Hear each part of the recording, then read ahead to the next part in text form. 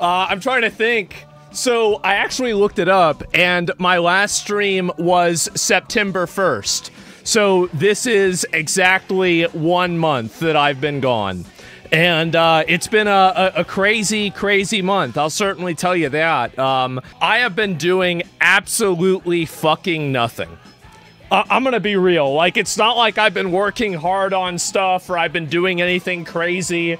Like, I have taken this entire month and done fucking nothing. Like, actually, well, the first half I did a lot because my dad's situation. But the second half, I did nothing. And by nothing, what I mean by that is that I've been playing TFT and The Witcher 3. That's what I really mean. So, I got a fucking hair in my mouth. Anyway, so yes, that's really what I mean. You've been playing Witcher 3, did you have fun? I did. I actually just beat the story last night. I beat it last night, and now I'm on the DLC. And so, I kind of overshot a little bit on, you know, how far things are gonna go. But, yeah, now we're on the DLC. So, yeah, it's been a crazy month for me. I'll definitely tell you that. And, yeah, I forgot even how to talk, bro. I'm gonna be real. I haven't talked to anybody. Like, anybody that messages me, you know what I do? Ignore it. I don't want to talk to fucking anybody. I have been sitting in my room. Like, the only communication I've had is ordering a drink at McDonald's, okay? It's been fucking great. I've been so happy. And, you know, like, just chilling out, relaxing, and trying to just, like, get myself back together. I'll go through and kind of explain, because the first half, the first half has definitely not really been that good of a time, right? And so, I guess on the previous season of Baldy Goes Wild on the internet, I was, you know, just pretty much going around and hanging out, etc., doing the usual stuff, you know, clocking in, clocking out. It's a usual day, it's a usual stream, right? But what had been going on in the background is that for the past, like, 3 months, and a lot of you guys have seen the video, right? And so, like, I'm not going to go through this, but, like, long story short is that my dad passed away. He did. And this happened a little bit over 2 weeks ago at this point, and I was very busy dealing with that. It turns out, like, dying is really complicated. Oh my god, there's so much paperwork with it. Holy fuck. And so I've had to deal with that a lot, and yeah, ripped out. I know, it's fucking horrible, and it's been... Like, I feel like a lot of it hasn't even really set in like, a big case. It hasn't really affected me, and... you know, like, really, like, yesterday, I went into his house, and I just, honestly, I just cried, right? And, I'll just say it. And, first time I really have in quite a while, and let me make sure I turn that down, I think it's a little bit loud. And, so, and, you know, it was the first time I had ever since, like, the first couple of days, and so it was just really... it's been really rough, and so my dad passed away, and, basically, he... You know, it was one of those situations where he just decided pretty much, I mean, he had pancreatic cancer, he had had pneumonia 6 times. I'm pretty sure he just decided, man, it's time to clock the fuck out, right? Like, I'm done with this shit. I don't want to deal with this anymore. And that's exactly what he did. And, you know, they told me there really wasn't that high of a probability of, you know, things were good, right? And then, like, I'm talking to 2 of the doctors there. They're telling me it's not a matter of if, but when he's coming out of the hospital. I said, okay, great. And then the next day, they're calling me as I'm driving over there, telling me that he's probably not going to come out of the hospital. And so that was a very, very unpleasant situation, and it was awful, to be honest with you. So that basically is what happened. And then obviously, you know, I was there with them the whole way, all the way through up until the very end, which was very unpleasant, but I'm glad that I did it. And that's kind of what happened. Roller coaster? Yeah, definitely a roller coaster. You end up doing hospice? I did. And you know, like, it was as comfortable, because, like, he and I had obviously had conversations about this, you know, in the past, and, you know, because he's 78, and so, like, because of that, I mean, it was very obvious that, like, you know, this could happen at any time, and so he's like, okay, listen, this is what you're gonna do, this is what I want, this is how I want it done, and that's how, you know, like, this is the decision-making I want you to do. I executed that decision-making, and that's what I did, and so, you know, it's weird, right? Because I've lost both my parents now. and I'm kind of just here, you know, I'm just here. I'm an only child, right? And so I'm just kind of here, and it's given me a lot of time to think, and it's given me a lot of time to just kind of, you know, I don't know. I mean, like, and this is something I really didn't kind of talk about a lot in my video, is that ever since I was like, you know, I would say like 23, but really 15, like in 2005, somewhere around there, my family, like me and my mom and my dad, got in a really bad accident, and my mom like broke her wrist, and I think they said that she had like a heart attack while they were doing an operation on her or something like that, and she was like never the same after this operation. And so ever since then, I had been having to like kind of take care of her and help her, etc. Then as I got into my early 20s, like, you know, 21, 22, 23, especially 23, you know, things just kind of deteriorated and they got worse.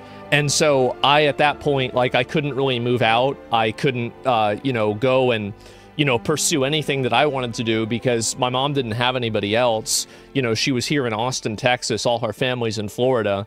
And so, like, I mean, and at that point, I didn't really have like funds to help her any other way. And so I had to take care of her. And so I had put off a lot of, you know, things that I think that you would do. Like I did a lot, like, I don't want anybody to get an idea that, like, you know, growing up, like, things were bad. I mean, like, things were actually very good in a lot of cases, but there's always negative aspects to it, right? And one of them was that, you know, like, for me, I ended up having to take care of her from about, you know, I would say, like, on a soft level from 15, but, like, really seriously from, like, 23 to, like, 31. Whenever she passed away, I was 31 then. And so then there was like a year and a half, and that was like the Elden Ring, Lost Ark, Johnny Depp saga of my stream, where my dad was healthy, and also my stream was doing, I was streaming all the time, and I didn't have anything that I had to deal with, right? Then fast forward to like maybe 6 months after that, my dad gets really, really sick. Like, I mean, and this is like one of the things where, like, one of the reasons why I wasn't as upset about like losing my dad now is that I thought I was going to lose him 2 years ago. Like, I was already past all 5 stages of grief at that point, because like y'all didn't see this because I never talked about it really on my stream, but like he couldn't even get up and walk to the door, right? And so like, and this was going on for like a month. It was really, really, really, really, really, really fucking bad. And so at that point, obviously, like, I had to do a lot more for him, and I had to make sure I was available all the time for him. So in a way, like, ever since I was 15, but I would say really, like, in a more, like, defined way, like, in, like, early 20s, I'd say 23, 22, to now, I've spent my entire life basically being a caretaker for one or the other of them, minus about 2 years. Maybe a little bit less than 2 years. And so now that they're both gone, there is a, it's like a, you know, it's like you're alone and you're also free, right? And that's a very weird feeling for me, because I was thinking, I was like, when people are trying to make plans with me and stuff, and it's like, I can actually just kind of do whatever I want to do, right? I can do whatever I want to do. And it's like a bittersweet thing where it's like, I would always resent and hate and be angry at my parents for the obligation that they put on me.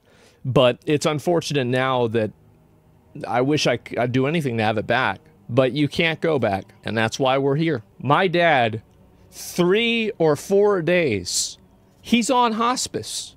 I come in, it's like 2 or 3 p.m. He's like, "Why aren't you live?" I said, "Motherfucker, you're dying."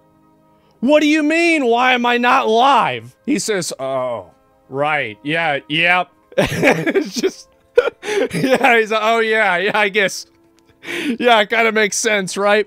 And so yeah, no, I mean, he went out as, you know, as much of a hard ass as he's ever been. And, you know, my dad and I, there was a lot of friction between us growing up and as an adult. I mean, I was very, you know, upset and mad at him about stuff, but at the end of the day, it doesn't really matter, right? It doesn't matter, and that's about it.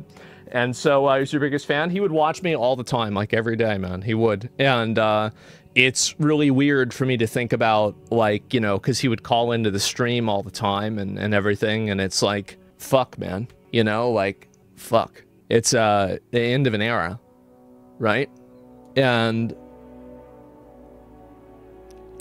it sucks. It really sucks. And I don't really talk a lot about like my feelings and emotions and shit like this, right? I'm not a big guy into getting into it, but it's been hard. It really is. And I'm glad to be back. I definitely am, but it's been a rough time. I'll certainly say that. And I mean, I will say he's giving a lot of his stuff away, but I got him recorded on video saying that the 2014 V8 Hemi Performance Package Dodge Challenger is going to me.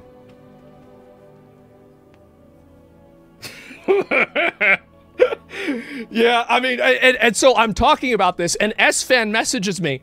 He says, you master looted it. And I was like, wait a minute. I actually master looted a mount in real life. I didn't even realize that until it like, he just told me this. I never even thought about it like this.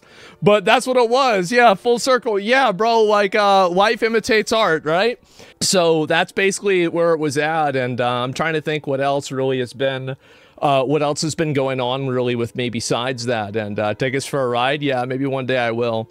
And so, yeah, I mean, that's basically been how things have been for me, right? And I'm just, you know, it's been a lot for me to deal with. I'll certainly say that. And don't let the car rot. Take care of it, man. Oh, he would complain all the time about me letting the first car that he gave me rot, which, I mean, he gave me the car because I bought him a new car, which, by the way, just in case anybody's thinking about this, I actually bought this car. I bought it for him. And so it's like, whenever I'm getting it, like, I'm really getting the car that I bought back. And so, like, you know, it's not really, I mean, yes, it's very generous of him to do this, but I did pay for the car myself. And so, yeah, that's basically been it. I'm giving away all of his shit.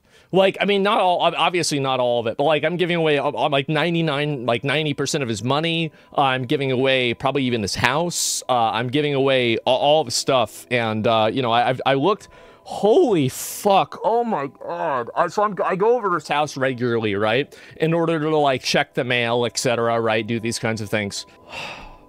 Every 2 or 3 days, he gets like 5 or 10 letters from these like different non-profit charities he would donate to.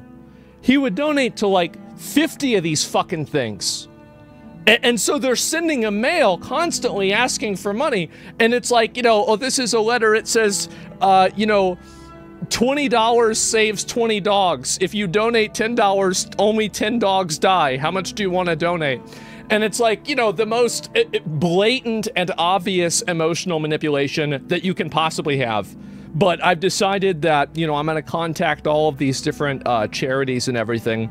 And I'm going to just tell them, like, you know, this is what happened. And I'm just going to make a donation in his and my name, just in perpetuity, for like whatever the amount that he was donating.